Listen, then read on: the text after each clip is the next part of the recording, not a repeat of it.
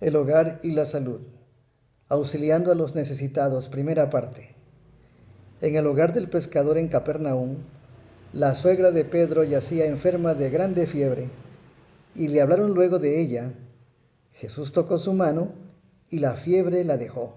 Lucas 4:38 y 39 y Marcos 1:30. Y luego se levantó y sirvió al Salvador y a sus discípulos. Con rapidez cundió la noticia. El milagro se había hecho en el sábado, y por temor a los rabíes, el pueblo no se atrevía a acudir en busca de auxilio sino después de la puesta de sol. Entonces, de las casas, de los talleres, de los mercados, los vecinos de la población acudieron presurosos a la humilde morada que albergaba a Jesús. Algunos de los enfermos llegaban en camillas, otros cojeando con bordones o, apoyados en brazos de amigos, entraban con paso inseguro a la presencia del Salvador. Hora tras hora iban y venían, pues nadie sabía si el día siguiente se hallarían aún entre ellos el médico divino. Nunca antes había presenciado Capernaum un día semejante. El ambiente resonaba con la voz de triunfo y la algazara de la salvación. No dejó Jesús de sanar hasta que hubo aliviado al último de los dolientes. Muy entrada la noche, la muchedumbre finalmente se alejó, y la morada de Simón quedó sumida en el silencio. Había pasado el día largo y atareado, y Jesús procuraba descansar. Pero entre tanto que la ciudad seguía sumida en sueño, el Salvador, levantándose muy de mañana, salió y se fue a un lugar desierto y allí oraba. Marcos 1:35. Por la mañana temprano, Pedro y sus compañeros acudieron a Jesús, diciéndole que ya le buscaba todo el pueblo de Capernaum. Con sorpresa escucharon las palabras de Cristo. También a otras ciudades es necesario que anuncie el evangelio del reino de Dios, porque para esto soy enviado. Lucas 4:43. En la agitación que llenaba a Capernaum, había peligro de que se perdiera de vista el objeto de su misión. Jesús no se daba por satisfecho con llamar la atención sobre sí mismo como mero traumaturgo o sanador de dolencias físicas. Él deseaba atraer a los hombres como su Salvador. Mientras que las muchedumbres se empeñaban en creer que Jesús había venido como rey para establecer un reino terrenal, él mismo se esforzaba para dirigir sus pensamientos de lo terrenal a lo espiritual. El mero éxito mundano habría impedido su obra, y la admiración de la muchedumbre discordaba en su espíritu. No había egoísmo alguno en su vida. El homenaje que el mundo tributa a la posición social, a la fortuna o al talento era ajena al Hijo del Hombre. Jesús no se valió de ningún medio empleado para los hombres para granjearse homenajes. Siglos antes de su nacimiento se había profetizado de él: no clamará, ni alzará, ni hará oír su voz en las plazas, no quebrará la caña cascada, ni apegará el pábilo que humeare. Sacará el juicio a verdad. Isaías 42, 2 y 3. Los fariseos buscaban la distinción por medio de su escrupuloso formalismo ceremonial y por la ostentación de sus actos religiosos y sus limosnas. Probaban su celo y fervor haciendo de la religión el tema de sus discusiones. Largas y ruidosas eran las disputas entre sectas opuestas, y no era raro oír en las calles la voz airada de sabios doctores de la ley empeñados en acaloradas controversias. Todo esto contrarrestaba con la vida de Jesús. En su vida jamás se vieron ruidosas disputas, actos de adoración ostentosa, ni esfuerzo por cosechar aplausos. Cristo estaba escondido en Dios, y Dios se revelaba en el carácter de su Hijo. A esta revelación Jesús deseaba encaminar el pensamiento del pueblo. El sol de justicia no se manifestó a la vista del mundo para deslumbrar los sentidos con su gloria. Escrito está de Cristo: como el alba está aparejada su salida. Oseas 6:3. Suave y gradualmente raya el alba, disipando las tinieblas y despertando el mundo a la vida. Así también salía el sol de justicia, trayendo en sus alas salud. Malaquías 4:2. He aquí mi siervo, yo le sostendré, mi escogido en quien mi alma toma contentamiento. Isaías 42:1. Fuiste fortaleza al pobre, fortaleza al menesteroso en su aflicción, amparo contra el turbión, sombra contra el calor. Isaías 25:4. Así dice el Dios Jehová, el creador de los cielos y el que los extiende, el que extiende la tierra y sus verduras, el que da respiración al pueblo que mora sobre ella, y espíritu a los que por ella andan.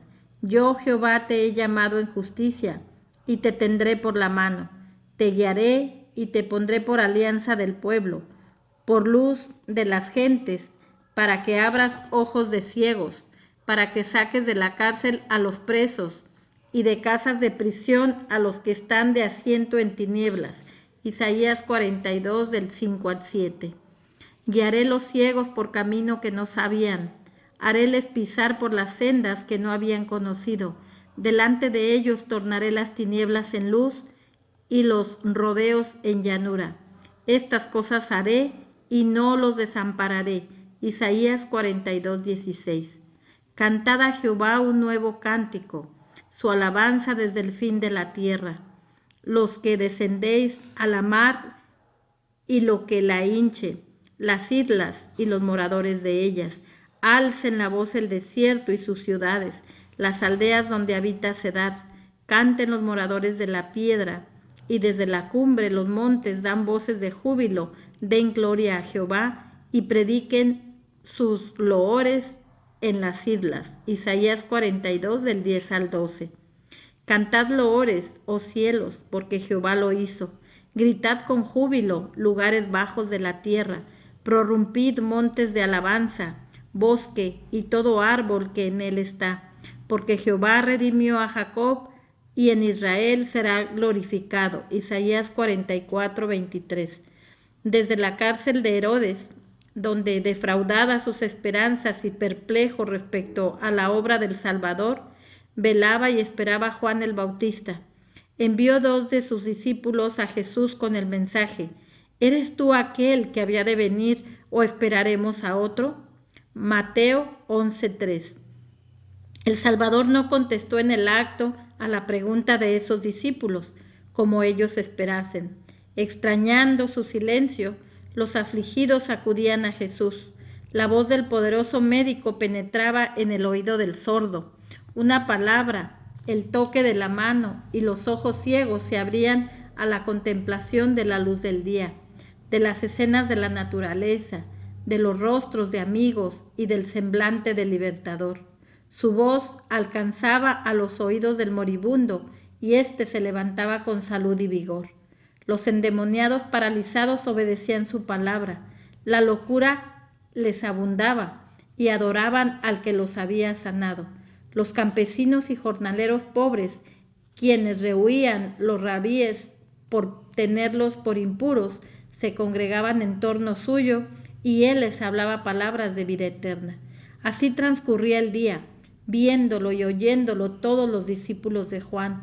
Finalmente Jesús los llamó y les mandó que regresaran a Juan y le refirieran lo que habían visto y oído, añadiendo: bienaventurado es el que no fuere escandalizado en mí.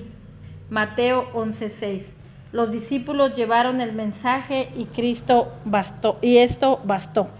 Juan recordó la profecía concerniente al Mesías. Jehová me ha ungido para anunciar buenas nuevas a los mansos. Me ha enviado para vendar a los quebrantados de corazón, para proclamar a los cautivos libertad y a los aprisionados abertura de la cárcel, para proclamar el año de la buena voluntad de Jehová, para consolar a todos los que lloran. Isaías 61, 1 y 2. Jesús de Nazaret era el prometido.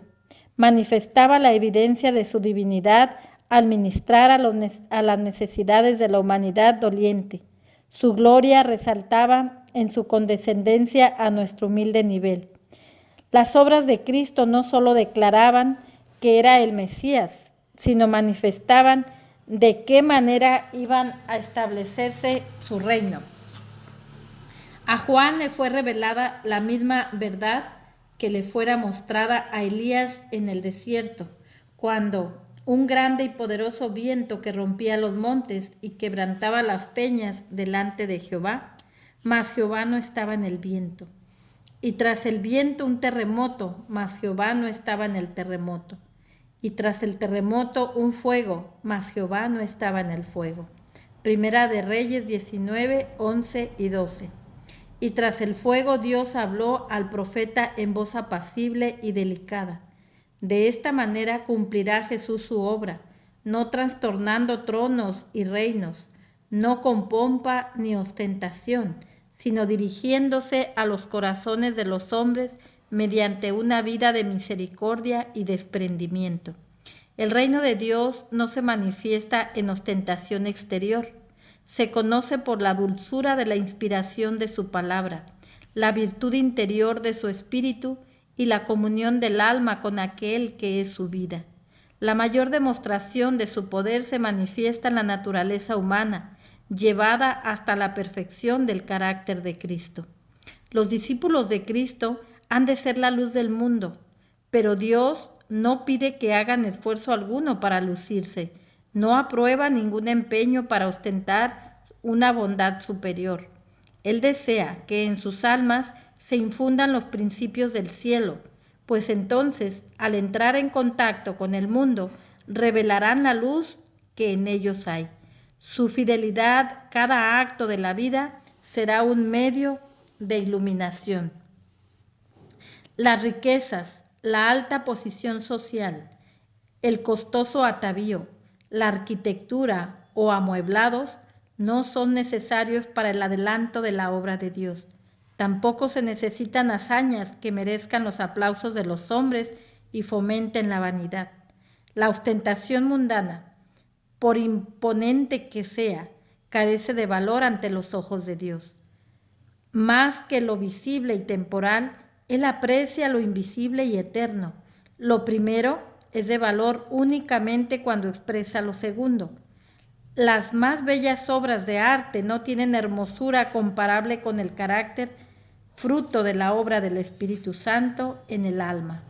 Cuando Dios dio a su Hijo a nuestro mundo, dotó a los seres humanos de imperecederas riquezas en comparación con las cuales los tesoros humanos acumulados desde la fundación del mundo carecen de valor. Cristo vino a la tierra y se presentó ante los hijos de los hombres con el precioso amor de la eternidad. Y este es el tesoro que, mediante nuestra unión con Él, hemos de recibir, revelar e impartir.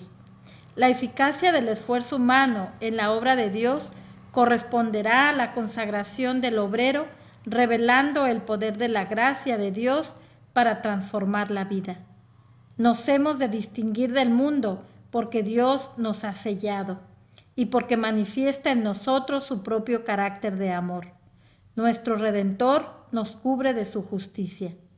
La elección de hombres y mujeres para el servicio divino no depende de bienes terrenales, cultura o elocuencia. Dios pregunta, ¿andan ellos en tal humildad que yo pueda enseñarles? ¿Puedo poner mis palabras en sus labios? ¿Me representarán a mí? Dios puede emplear a cada individuo en la medida que puedan llenar de su espíritu el templo del alma.